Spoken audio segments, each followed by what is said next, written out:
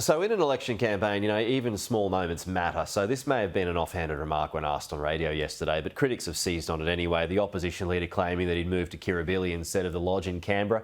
What are your thoughts on that? How do you feel about it? I mean, who cares? I mean, the Prime Minister could live in the back of Burke for all I care, as long as he does a good job. I mean, isn't that what matters ultimately? So I think the current Prime Minister is not doing a very good job. We've had record inflation. We've had a record drop in living standards. We've had a complete loss of control of our borders, with huge number of people arriving without houses to live in. So who cares what house the Prime Minister is living in when many Australians don't have a house themselves to live in? Who cares what house the Prime Minister is living in when people can't even afford to keep the lights on in their own home?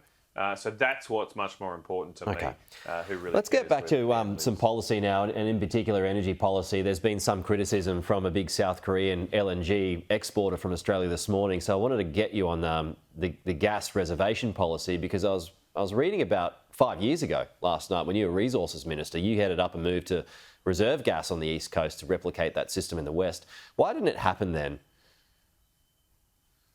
Well, our reservation scheme was prospective at the time. The idea was when things like Narrabri came online, the Beetaloo Basin came online, we would reserve a certain amount of that gas for Australian use. It was the first time the Australian government had established a reservation policy.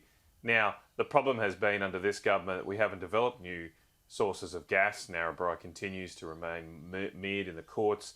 The Beetaloo Basin has received no support from this government. They've tried to change the Middle Arm development, the Darwin Port, to some kind of hydrogen fantasy, which is So does this all point to complications about getting it done in the future? You can't reserve.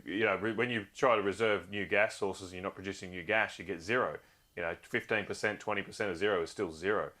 So we have to obviously change tack now, and that's why Peter Dutton has announced another policy which is sensible and reasonable. It will not stop our contracted exports, including those to South Korea, but it would free up a little bit of gas to help take some pressure off for Australian households as well.